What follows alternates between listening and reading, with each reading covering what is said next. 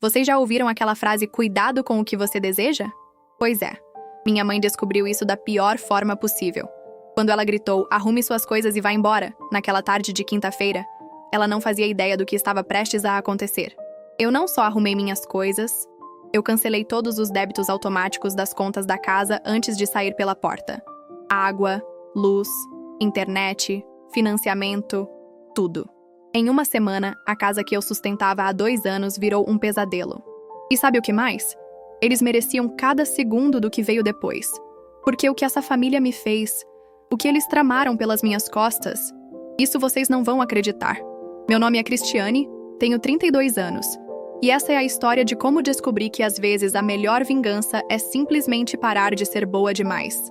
Preparem-se, porque essa história tem reviravoltas que vocês jamais imaginariam. Deixa eu me apresentar direito. Meu nome é Cristiane, tenho 32 anos. E até 2 anos atrás eu tinha uma vida completamente independente aqui em São Paulo. Trabalhava numa empresa de tecnologia. Tinha meu apartamento, minha rotina, minhas contas em dia. Era aquela filha que só aparecia em casa no Natal e aniversários, sabe? E olha, eu preferia assim mesmo. Mas a vida tem dessas... Em 2022, a empresa onde eu trabalhava passou por uma reestruturação gigantesca. Cortes em massa, departamentos inteiros sendo fechados. E eu, que achava que estava segura depois de 8 anos na empresa, recebi aquele telefonema que ninguém quer receber. Cristiane, precisamos conversar com você no RH. 3 meses depois, eu estava desempregada, com as economias derretendo e o aluguel vencendo. Mandei currículos para todo lado. Fiz entrevistas online, presenciais, até trabalho freelancer eu tentei. Nada. O mercado estava uma loucura. Todo mundo disputando as mesmas vagas. Foi quando eu fiz a ligação que mudaria minha vida para sempre. Liguei para minha mãe, Margarete, pedindo ajuda temporária. Mãe, posso ficar aí em casa por alguns meses até eu me recolocar? Ela até que foi receptiva no telefone, disse que, claro, que família é família, essas coisas todas. O que eu não sabia é que quando cheguei na casa em Osasco, eu não estava voltando como filha. Eu estava entrando numa armadilha que levaria 2 anos para descobrir. E o pior, eu mesma ia financiar minha própria prisão. Porque essa família que me acolheu tinha planos muito específicos para mim. Planos que envolviam minha conta bancária e minha boa vontade de ajudar. Vocês vão ver como uma simples volta para casa pode se transformar no maior pesadelo da sua vida. Quando eu pisei naquela casa em Osasco depois de anos morando sozinha, foi como voltar no tempo. Mas não de uma forma boa. A dinâmica familiar continuava exatamente a mesma de quando eu saí aos 18 anos para estudar. Margarete, minha mãe de 58 anos, ainda era aquela mulher controladora que tinha uma opinião sobre tudo e todos. Henrique, meu padrasto de 60 anos, continuava sendo aquele homem que entrou na nossa vida quando eu tinha 15 anos e nunca conseguiu criar um vínculo real comigo.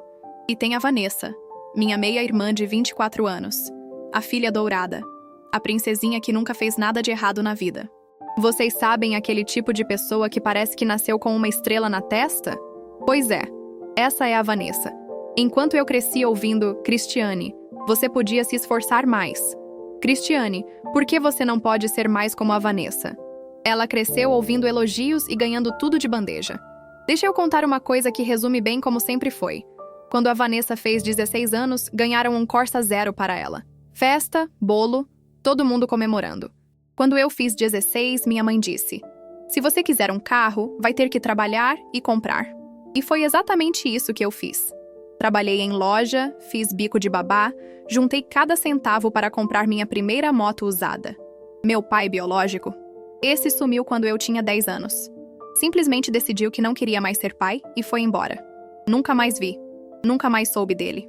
E minha mãe, em vez de me apoiar nesse momento difícil, ela fazia questão de repetir: seu pai foi embora porque você era muito difícil, Cristiane. Sempre foi teimosa demais. Imaginem crescer ouvindo isso.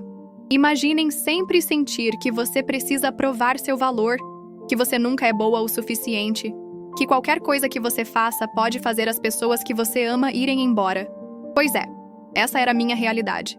E quando voltei para casa aos 30 anos, achei que as coisas tinham mudado. Que eu era adulta agora, independente, que seria diferente. Como eu estava enganada? Vocês já passaram por aquele momento em que a vida simplesmente desmorona na sua frente. Foi exatamente isso que aconteceu comigo. A demissão foi só o começo. Nos primeiros dias, eu ainda estava otimista, sabe? vai aparecer algo melhor. É uma oportunidade de mudança. Essas frases que a gente fala para se convencer de que está tudo bem. Mas a realidade é cruel. Primeiro mês, algumas entrevistas, nada concreto. Segundo mês, as economias começando a apertar, cortando gastos supérfluos. Terceiro mês, olhando para o extrato bancário e vendo que só tinha dinheiro para mais um mês de aluguel e contas básicas. Foi aí que o desespero bateu de verdade. Liguei para minha mãe numa terça-feira à noite. Lembro até hoje da conversa. Mãe, estou passando por uma fase difícil.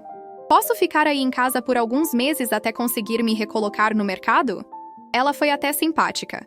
Disse que, claro, que família serve para isso mesmo, que eu sempre seria bem-vinda. Quando cheguei em Osasco com minhas 2 malas e algumas caixas, foi que descobri a real situação da família. A casa estava com várias contas atrasadas.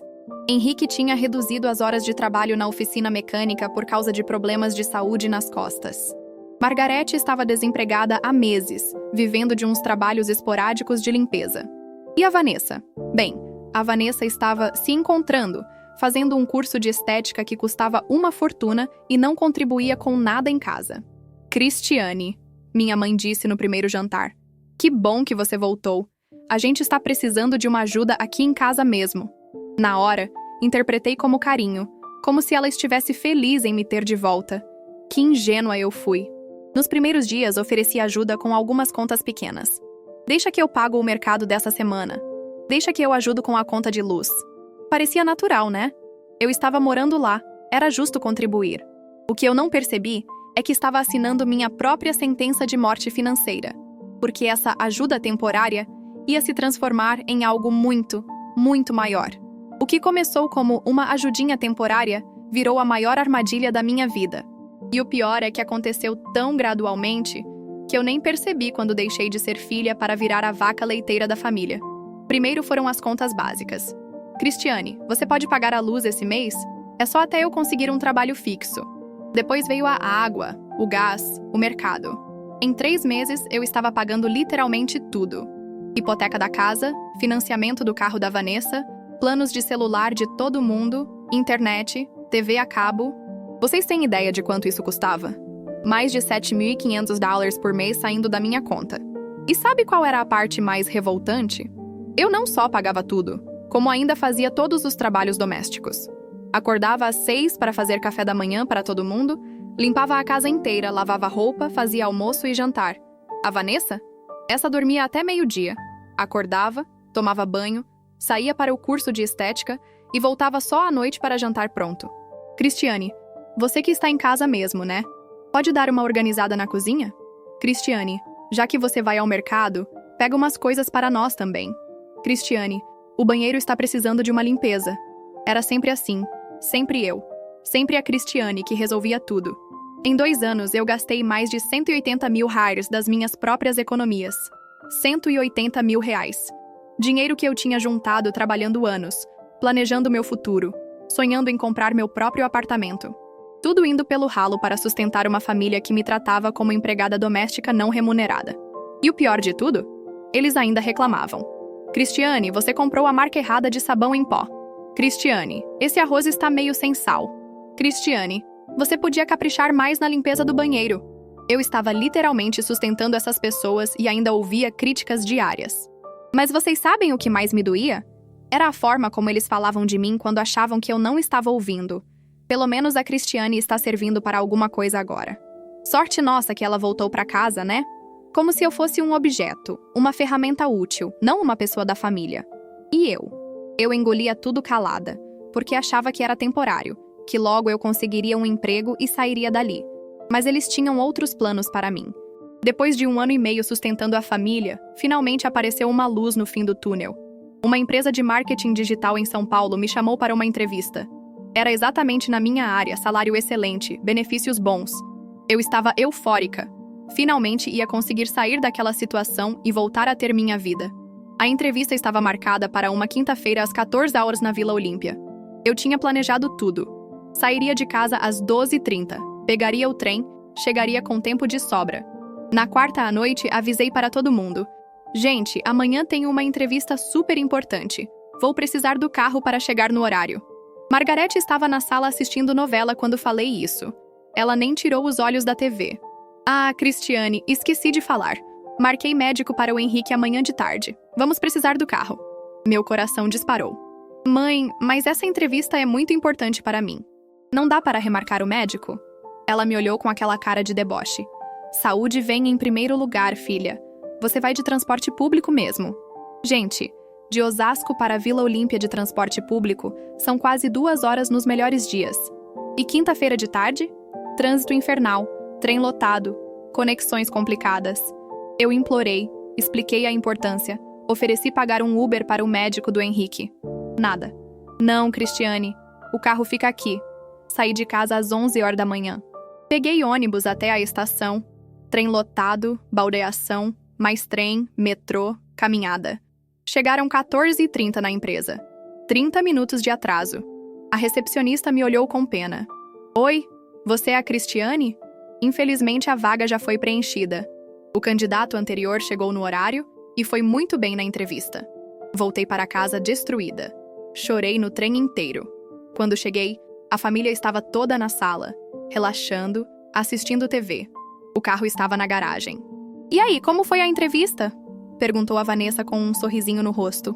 Quando contei que perdi a vaga por causa do atraso, minha mãe soltou a frase que nunca vou esquecer.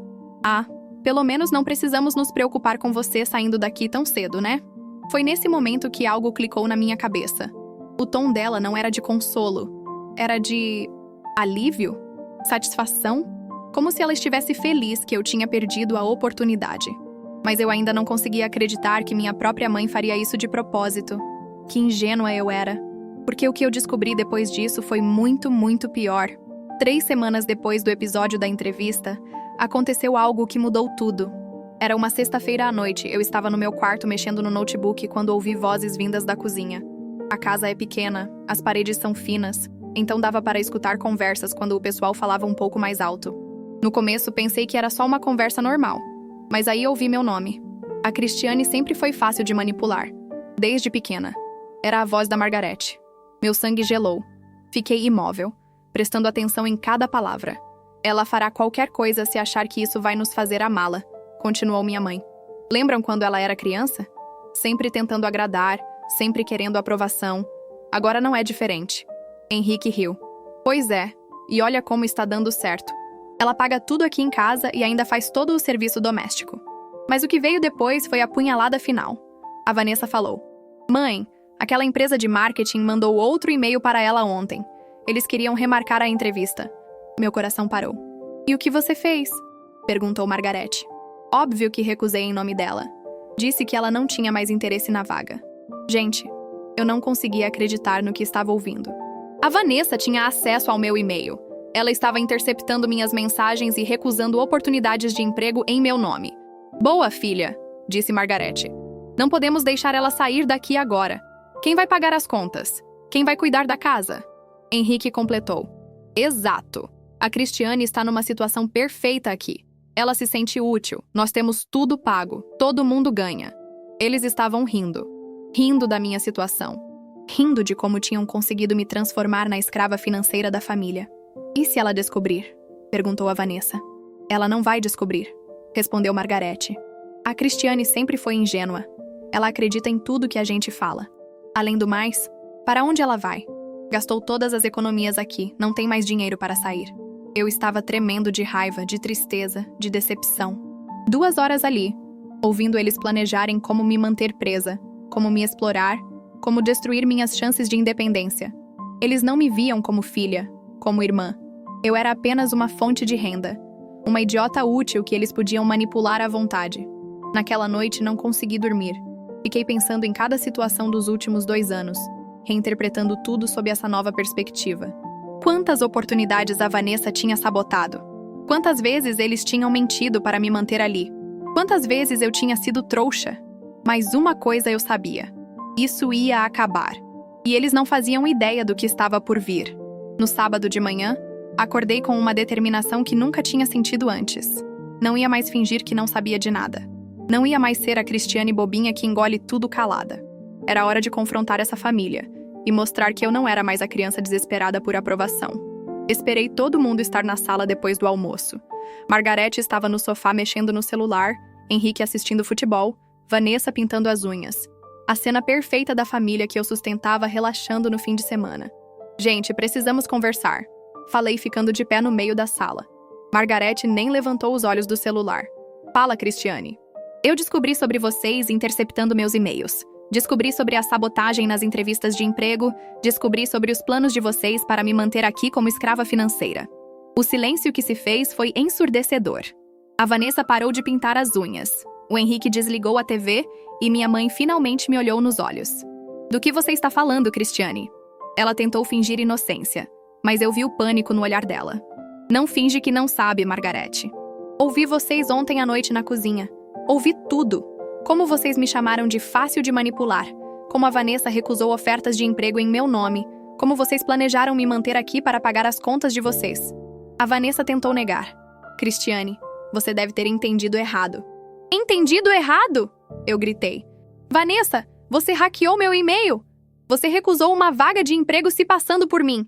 Isso é crime. Foi aí que Margarete mostrou quem realmente era. Levantou do sofá, veio na minha direção com aquela cara de fúria que eu conhecia desde criança. Escuta aqui, sua ingrata. Nós te acolhemos quando você não tinha para onde ir.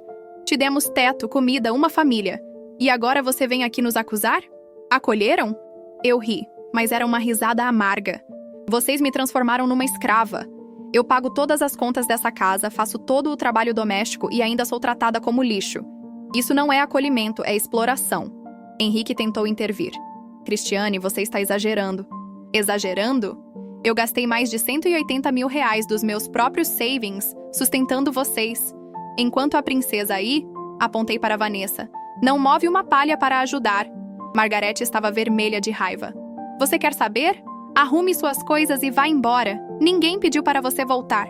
Ninguém pediu para você pagar nada. Se você não gosta daqui, a porta da rua é a serventia da casa. Eu olhei bem nos olhos dela e sorri. Um sorriso que ela nunca tinha visto no meu rosto. Sabe de uma coisa, Margarete? Você tem razão. Eu vou fazer exatamente isso. Vou arrumar minhas coisas e vou embora. Hoje mesmo. E foi exatamente isso que eu fiz. Mas antes de sair, eu tinha um último presente para deixar para eles. Enquanto eu arrumava minhas coisas no quarto, minha cabeça estava funcionando a 1000 por hora. Eles achavam que eu ia sair dali de cabeça baixa, humilhada, sem dinheiro. Que eu ia deixar eles continuarem vivendo às minhas custas mesmo depois de me expulsarem. Ah, não. Eles não faziam ideia do que estava por vir. Peguei meu notebook e comecei a fazer algo que deveria ter feito há muito tempo. Entrei no aplicativo do banco e cancelei todos os débitos automáticos. Hipoteca da casa? Cancelado. Financiamento do carro da Vanessa? Cancelado. Conta de luz, água, gás, internet, TV a cabo, planos de celular, tudo cancelado. Cartão de crédito que eu pagava e eles usavam, bloqueado na hora. Levei 2 horas para arrumar tudo. 2 malas, algumas caixas e pronto. 2 anos da minha vida cabendo em algumas bagagens. Quando desci para a sala, eles estavam lá, fingindo que estava tudo normal. Margarete nem olhou na minha direção. Tchau, gente. Falei na maior naturalidade. Obrigada pela hospitalidade. Vanessa até teve a cara de pau de falar. Cristiane, você tem certeza disso? Não quer conversar mais? Eu olhei para ela e sorri. Tenho certeza absoluta. Aliás, vocês vão adorar a independência de não depender mais de mim para nada. Saí daquela casa e fui direto para um hotel no centro de Osasco. Não era luxuoso, mas era limpo. Tinha Wi-Fi. E o mais importante, eu estava pagando com meu dinheiro para ficar num lugar onde eu era respeitada. Naquela noite, dormi melhor do que tinha dormido em 2 anos. Nos primeiros dias, meu celular ficou em silêncio. Eles nem ligaram para saber se eu estava bem, onde eu estava, nada. Típico. Mas eu sabia que isso ia mudar muito em breve. No 7º dia, começou o show. Margarete me ligou às 8 horas da manhã, desesperada. Cristiane, cortaram a água aqui de casa. Deve ser algum engano do sistema. Você pode ligar na companhia para resolver? Eu estava tomando café da manhã no hotel quando atendi. Oi, mãe. Não foi engano, não. Como eu não moro mais aí, cancelei o débito automático. A conta deve estar em atraso. Silêncio do outro lado da linha. Mas, Cristiane, como assim? Você não pode fazer isso. Posso sim, mãe. Era minha conta, meu dinheiro. Agora vocês vão ter que se virar sozinhos. E desliguei. 2 dias depois, luz cortada. Mais 2 dias, internet e TV a cabo. O celular da Vanessa foi bloqueado. O financiamento do carro entrou em atraso. E a cada ligação desesperada, eu dava a mesma resposta. Não moro mais aí, não pago mais as contas. Vocês não fazem ideia de como era libertador ouvir o desespero deles do outro lado da linha. Depois de 2 semanas vivendo no escuro e sem água quente, Margarete decidiu partir para o ataque. Se ela não conseguia me convencer a voltar, ia tentar me destruir socialmente. E vocês sabem como mãe manipuladora faz isso, né? Espalhando mentiras para toda a família. Começaram a chegar mensagens no WhatsApp. Tia Rosana: Cristiane, sua mãe me contou que você abandonou a família na pior hora. Que decepção. Primo Marcelo: Poxa, Cris, não esperava isso de você. Deixar sua mãe sem dinheiro para as contas. Tia Sônia: Cristiane, sua mãe está chorando aqui em casa. Como você pode ser tão cruel? A versão da Margarete era linda. Eu era a filha ingrata que tinha voltado para casa, sido acolhida com amor, e na primeira discussão boba tinha abandonado a família, deixando eles sem dinheiro para pagar as contas básicas. Ela se pintava como a mãe sofredora, vítima da filha malvada e egoísta. No começo, eu fiquei arrasada. Imaginem receber mensagens de parentes que você ama, todos te condenando, todos achando que você é um monstro. Por um momento, até pensei em voltar atrás, em ligar para ela e pedir desculpas. Mas aí eu lembrei de uma coisa. Eu tinha provas. Todas as provas. Criei um grupo no WhatsApp com todos os parentes que tinham me mandado mensagem. Gente, antes de me julgarem, quero que vocês vejam algumas coisas. E comecei a mandar os prints. Extratos bancários mostrando os 180 mil hires que eu tinha gasto em 2 anos. Prints das conversas onde eles planejavam me manter como escrava financeira. Comprovantes de todas as contas que eu pagava. Mas o melhor de tudo foi quando eu contei sobre o histórico da Margarete. Gente, vocês lembram quando ela morou com a tia Carmen em 2015? E quando ficou na casa do primo João em 2018? Claro que eles lembravam. Vocês sabem por que ela saiu de lá? Tia Rosana foi a primeira a responder. Nossa, Cristiane, agora que você falou, lembro que sua mãe também não ajudava com as contas na casa da Carmen. Primo Marcelo. E na casa do João, ela ficou quase 1 ano sem contribuir com nada. A ficha foi caindo para todo mundo. Margarete tinha um padrão. Chegava na casa dos parentes como vítima das circunstâncias. Se instalava, não contribuía financeiramente. E quando os parentes reclamavam, ela saía fazendo escândalo e espalhando que tinha sido maltratada. Tia Sônia mandou uma mensagem que me emocionou. Cristiane, me desculpa. Sua mãe me contou uma versão completamente diferente. Agora entendo por que você tomou essa decisão. Em 1 semana, toda a família extensa sabia a verdade. E Margarete? Bem, ela perdeu o apoio que sempre teve dos parentes. Ninguém mais acreditava nas histórias de vítima dela. Mas o melhor ainda estava por vir. Porque quando você corta o dinheiro de uma família que não sabe se sustentar, as consequências são devastadoras. 1 mês depois que saí de casa, o caos estava instalado. E vocês não fazem ideia de como era satisfatório assistir aquilo de longe, tomando meu café da manhã em paz no hotel, sem ter que limpar a bagunça de ninguém. Margarete me ligava todo dia, às vezes várias vezes por dia. No começo era raiva. Cristiane, você vai pagar por isso. Você não pode deixar sua família na mão. Depois virou desespero. Filha, pelo amor de Deus, a gente precisa conversar. Vamos resolver isso.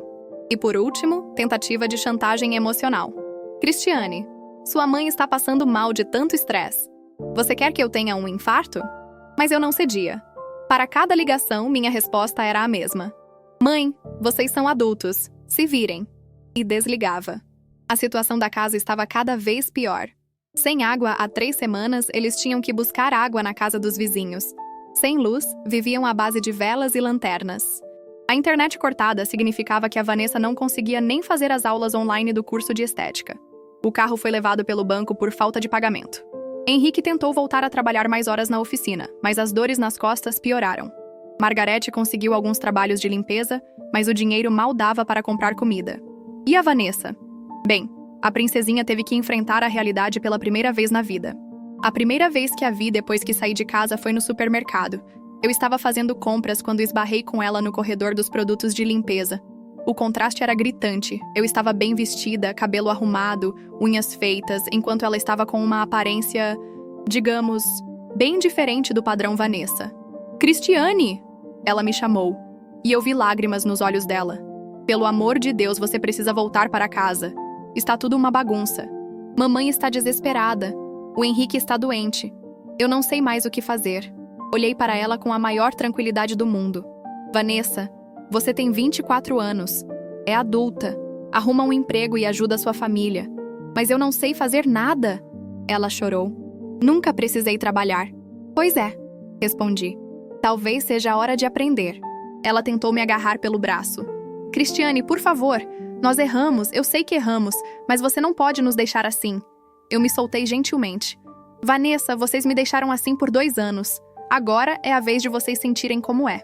2 semanas depois dessa conversa, recebi uma ligação que mudou tudo. Era a tia Rosana. Cristiane, sua mãe e sua irmã estão aqui em casa. Elas foram despejadas. O colapso total tinha chegado. E eu? Eu estava finalmente livre. 6 meses depois do despejo, aqui estou eu, escrevendo essa história do meu apartamento novo em Vila Madalena. Sim, consegui me recolocar no mercado. Consegui alugar um lugar só meu. E pela primeira vez em anos, estou vivendo a vida que sempre quis.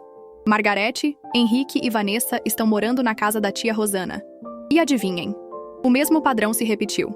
Chegaram como vítimas das circunstâncias, prometeram contribuir assim que se organizassem, e 3 meses depois a tia já estava reclamando que eles não ajudavam com nada. A diferença é que agora toda a família sabe da real deles. A Vanessa finalmente arrumou um emprego numa loja de roupas no shopping. Ganha um salário mínimo e reclama todo dia no status do WhatsApp sobre como a vida é injusta. Margarete conseguiu um trabalho fixo de limpeza, mas vive postando indiretinhas no Facebook sobre filhos ingratos e família que abandona a família. Henrique continua na oficina, tentando se sustentar com as dores nas costas. Eles tentaram me procurar algumas vezes. Margarete apareceu no meu trabalho uma vez, fazendo escândalo na recepção, gritando que eu era uma filha desnaturada. A segurança teve que escoltá-la para fora. Vanessa me mandou uma carta de 5 páginas pedindo perdão e implorando para eu voltar a ser família. Rasguei sem terminar de ler. A verdade é que eu não sinto mais raiva deles. Sinto pena. Pena de pessoas que chegaram aos 50, 60 anos sem nunca terem aprendido a se sustentar sozinhas. Pena de uma família que preferiu explorar um dos seus a trabalhar honestamente. Pena da Vanessa, que aos 24 anos está descobrindo pela primeira vez na vida que o mundo não gira ao redor dela. Mas sabe o que eu aprendi com tudo isso? Que família não é quem tem o mesmo sangue que você. Família é quem te ama, te respeita, te apoia nos momentos difíceis. E às vezes, a melhor coisa que você pode fazer por si mesmo é cortar os laços com pessoas tóxicas, mesmo que essas pessoas sejam seus parentes. Hoje eu tenho amigos que são mais família para mim do que eles jamais foram. Tenho uma vida que é minha, contas que são minhas responsabilidades, conquistas que são só minhas. E pela primeira vez em 32 anos, eu me amo o suficiente para não aceitar migalhas de afeto em troca da minha dignidade. Se você está passando por algo parecido, se está sendo explorado por família, se está aceitando menos do que merece porque tem medo de ficar sozinho, eu quero te dizer uma coisa. É melhor estar sozinho e em paz do que acompanhado e sendo usado. A liberdade tem um preço, mas vale cada centavo. E eu nunca mais vou pagar as contas de quem não me valoriza. Essa é minha história. Essa é minha vitória.